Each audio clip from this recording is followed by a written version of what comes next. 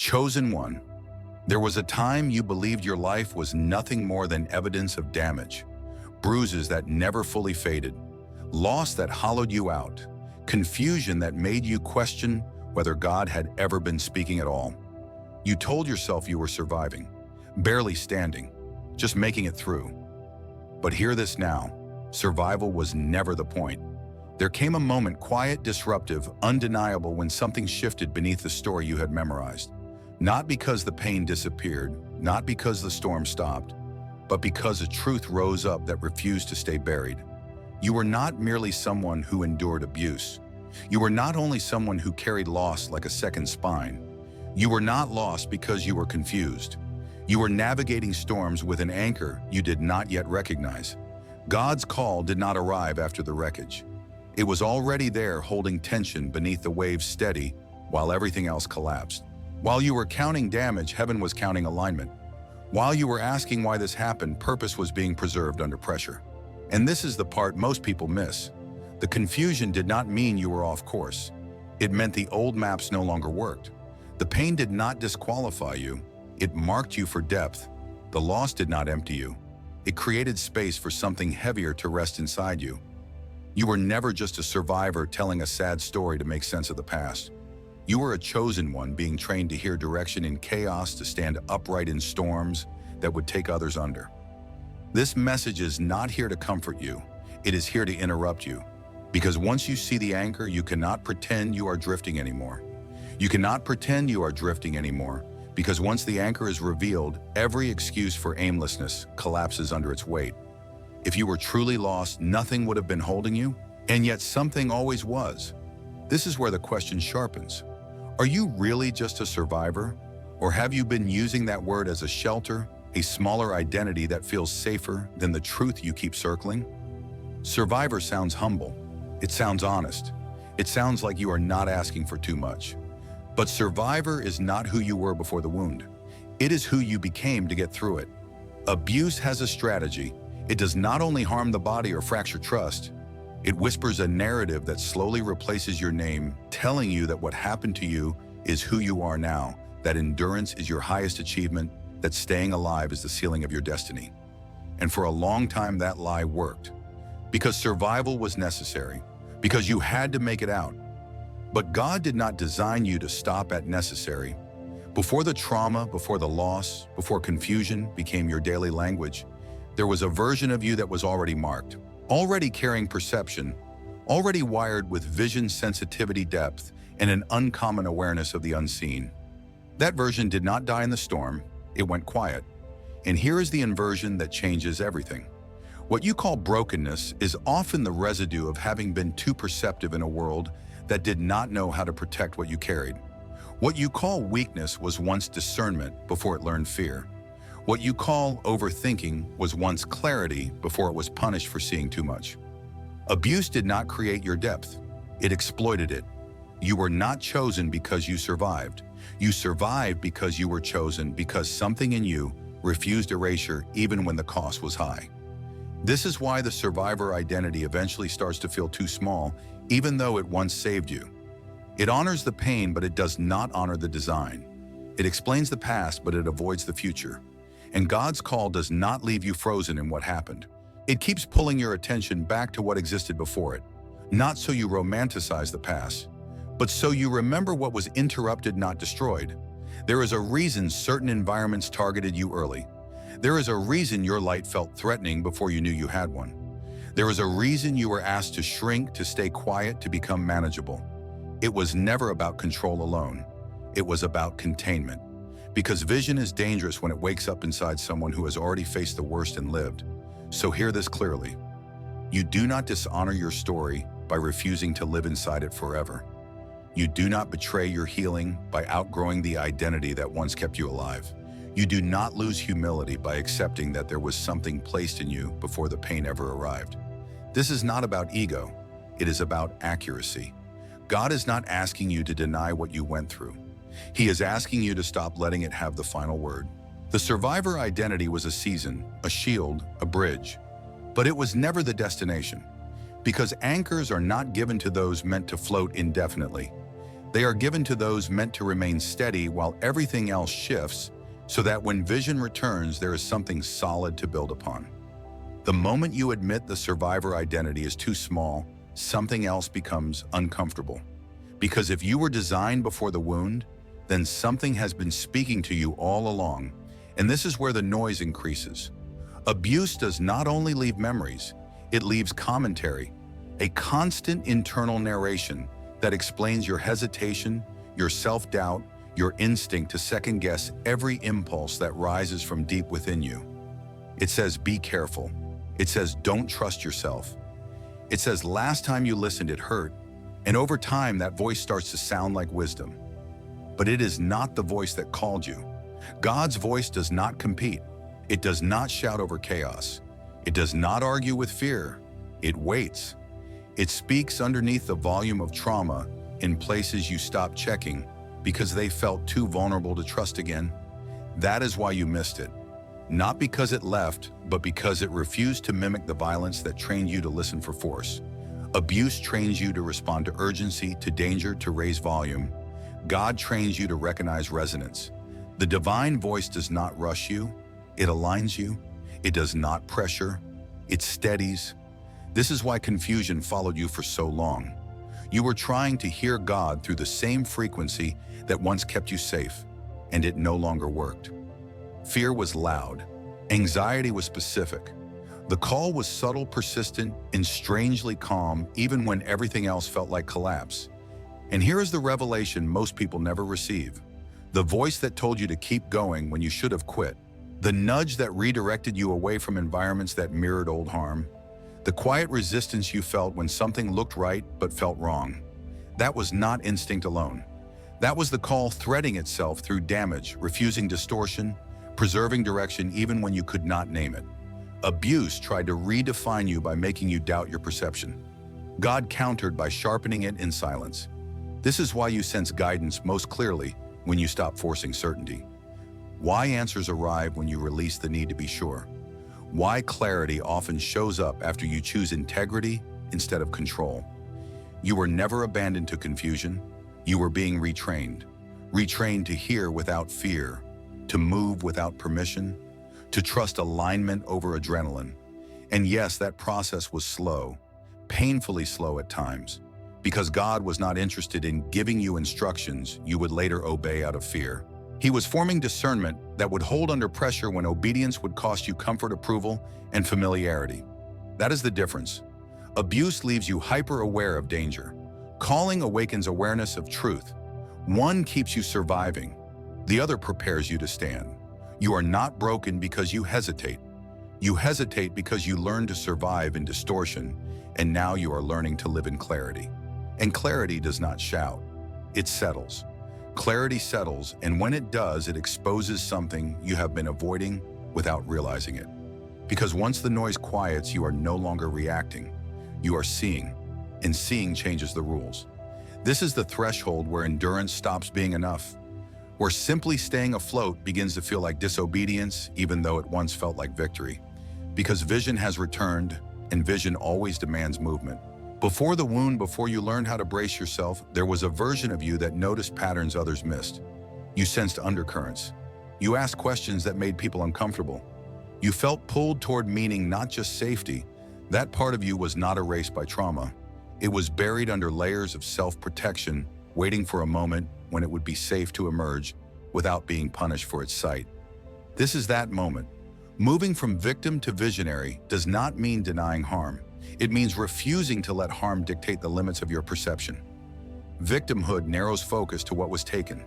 Vision expands focus to what was entrusted. And here is the cost. Once you see clearly, you can no longer claim ignorance. You can no longer hide behind confusion as a shield. You can no longer say you do not know what is being asked of you, because the knowing is already present, even if the details are not. Vision does not arrive as a full plan. It arrives as a responsibility to respond differently, to stop shrinking in rooms that require your presence, to stop over-explaining what your spirit already recognizes, to stop asking permission to occupy the space your calling demands. This is where many people retreat, because survival feels safer than stewardship. Endurance feels humbler than authority. And yet God did not restore your sight so you could keep living as if blindness was still necessary. You were allowed to see because you are meant to carry weight. Weight of discernment, weight of influence, weight of consequence. That does not mean domination. It means accountability. A visionary does not escape responsibility. They inherit it. This is why your sensitivity was never a flaw. It was training. Why your depth felt excessive in shallow environments. It was misplacement, not defect. Visionaries are forged in pressure because pressure clarifies sight. You learned early how fragile systems really are, how quickly power shifts, how truth gets distorted when comfort is threatened. And instead of breaking you, that awareness prepared you to recognize what is false without becoming cynical, prepared you to stand in truth without needing applause, prepared you to carry calling without spectacle. You are not being asked to rush, but you are being asked to stop pretending you cannot see. Because once vision returns, neutrality becomes a choice, and silence becomes a language.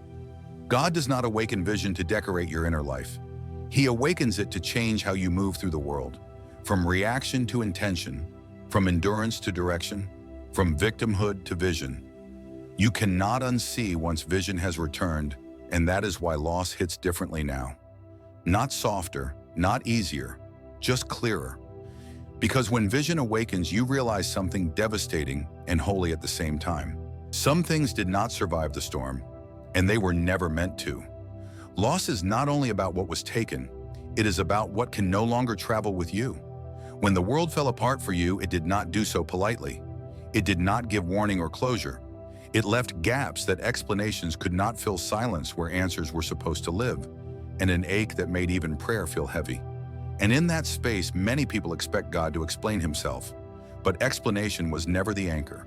God's call does not arrive to make loss reasonable. It arrives to keep you oriented when reason fails. Grief disorients the soul. It fractures time.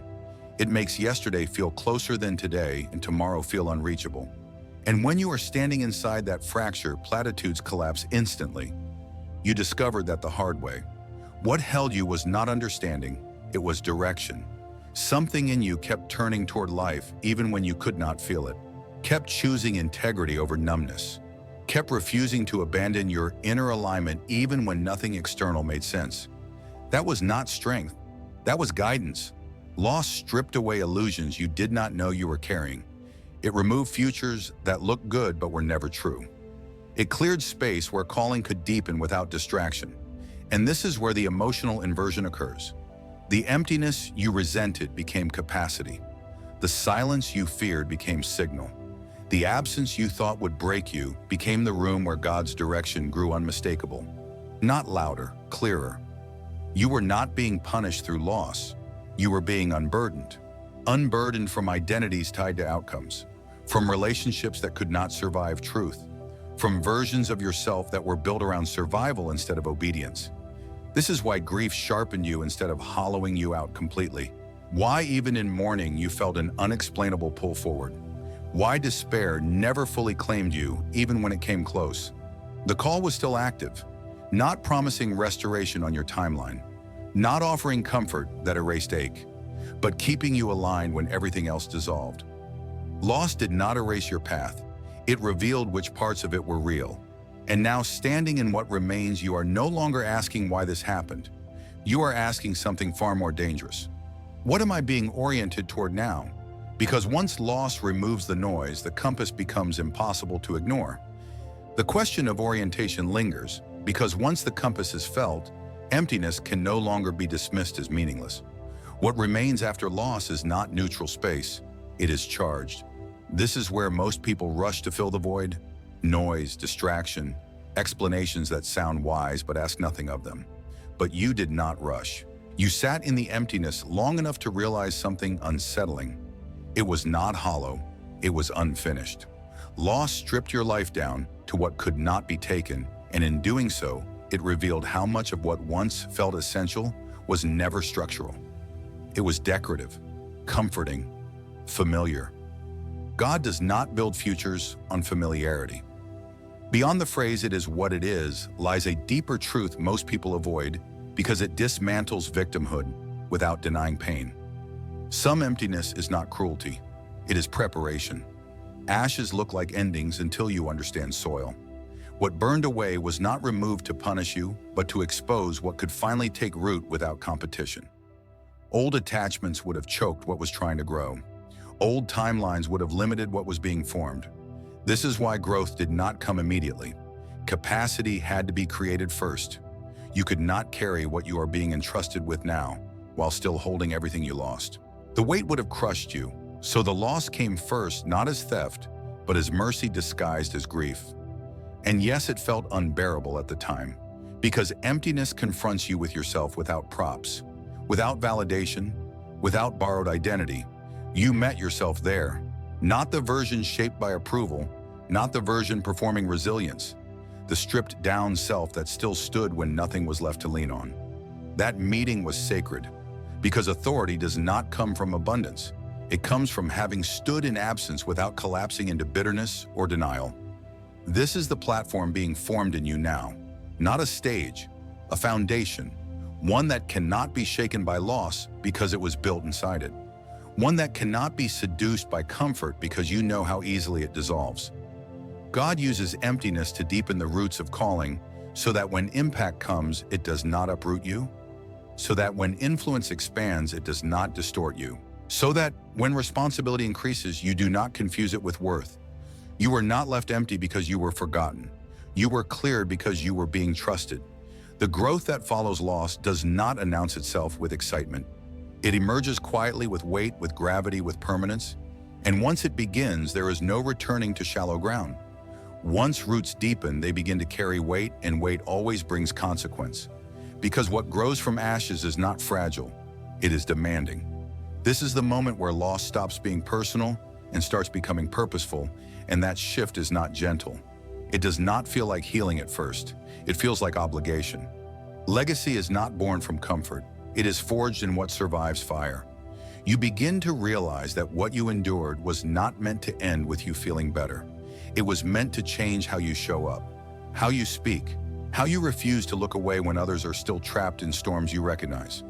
This is where many hesitate, because grief, when carried long enough, becomes familiar. Purpose threatens that familiarity. It asks you to stand when sitting feels safer, to be visible when invisibility once kept you alive.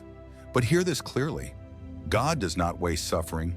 He converts it, not into spectacle, into stewardship. The ashes you stand on now are not a memorial to what was lost. They are a platform built from truth you paid for, awareness you earned, and compassion that cannot be taught in classrooms. You did not survive so you could speak beautifully about pain.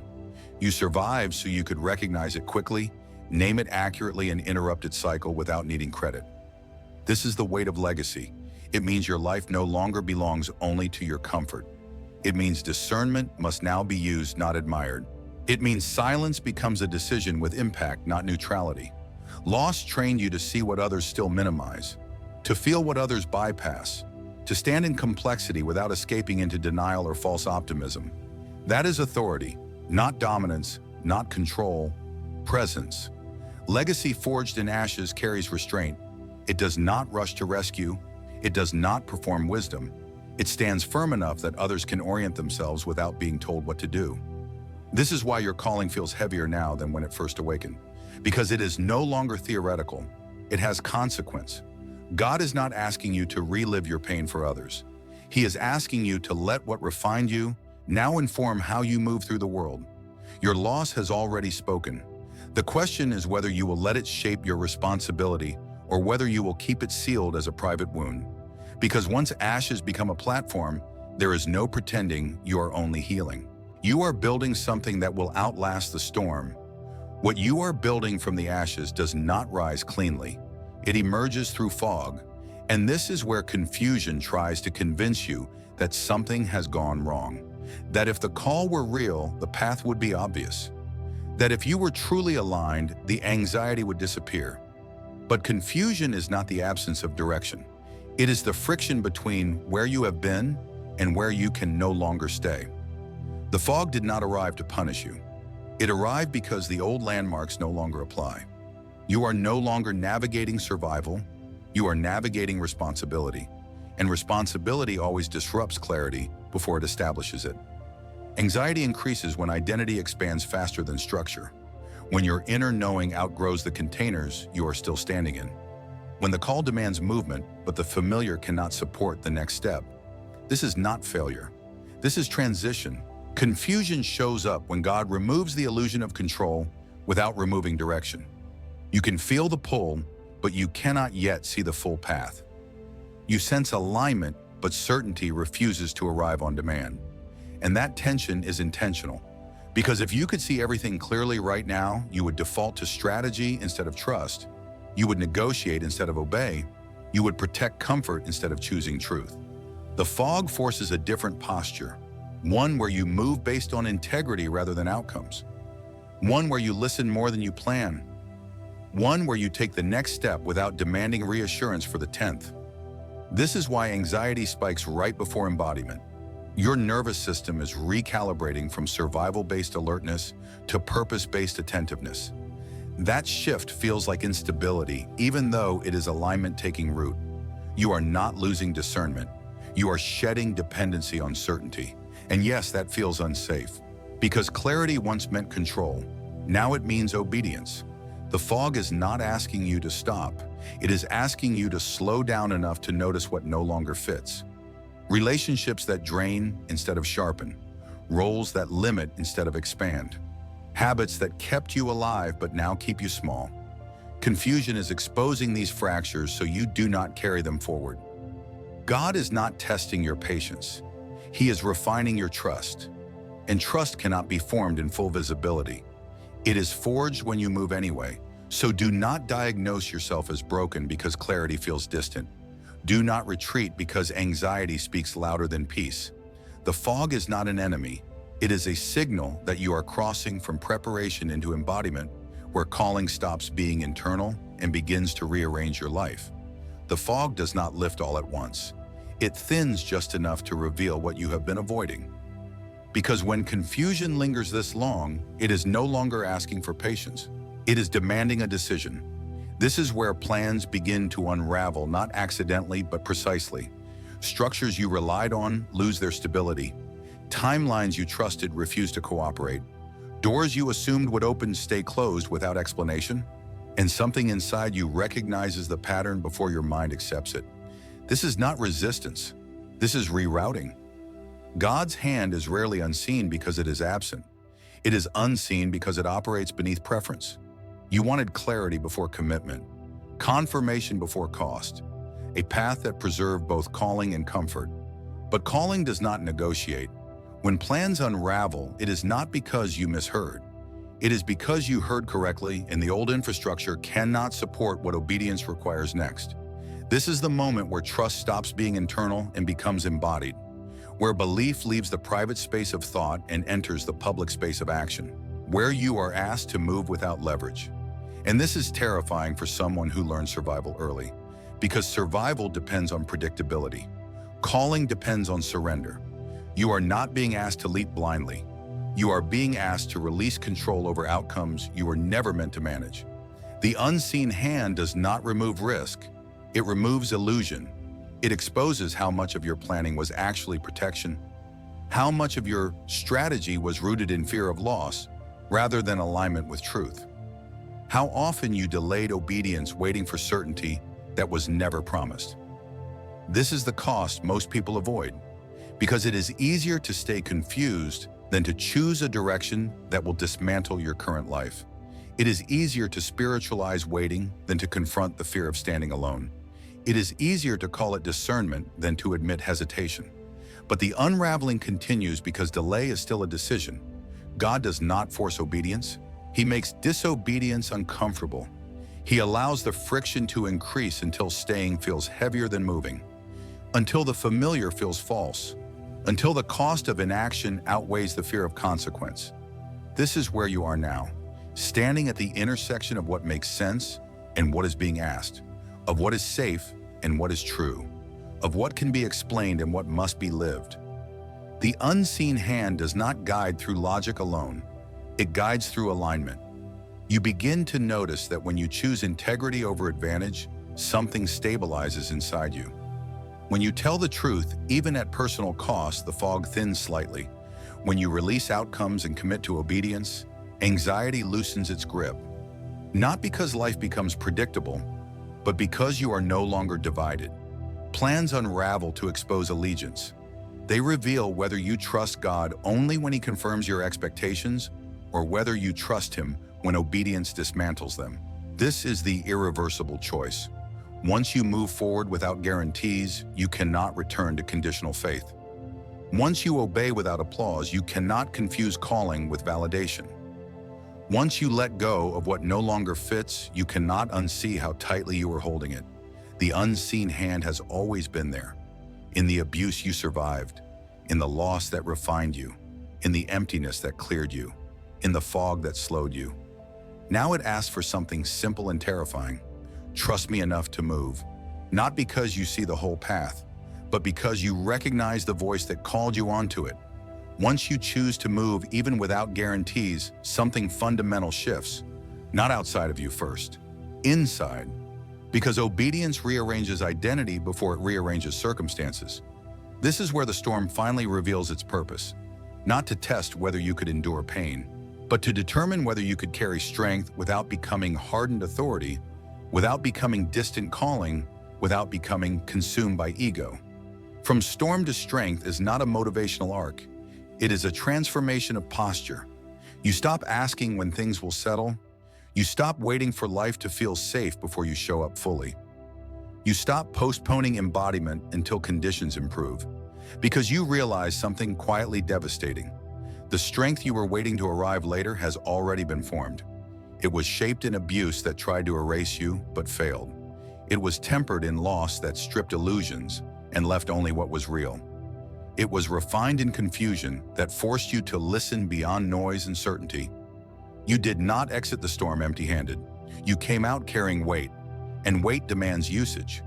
This is where the narrative turns from personal to consequential, because strength unused becomes stagnation. Calling unembodied becomes torment. Awareness without action becomes self-betrayal. God does not awaken you so you can privately feel special. He awakens you so your presence changes environments simply by being honest, grounded, and unmovable. Strength looks different now. It is not loud. It does not prove itself. It does not rush to be understood. It stands. You begin to notice that people respond differently to you, not because you explain more, but because you need to explain less. Your boundaries carry clarity. Your words carry restraint. Your silence carries intention.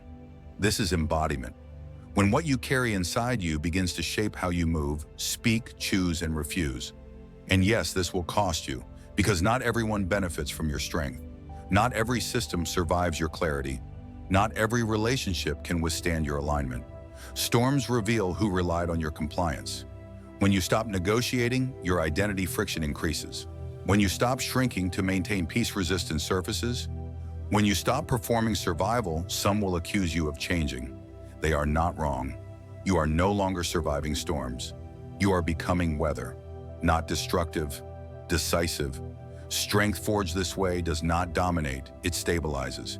It allows others to rest without rescuing them. It creates safety without control. It speaks truth without urgency. This is why your past trials now function as equipment. Your sensitivity allows you to read rooms accurately. Your trauma awareness allows you to intervene without shaming. Your loss has trained you to value what is essential and discard what is not. You are no longer reactive. You are responsive. You do not need to prove your calling.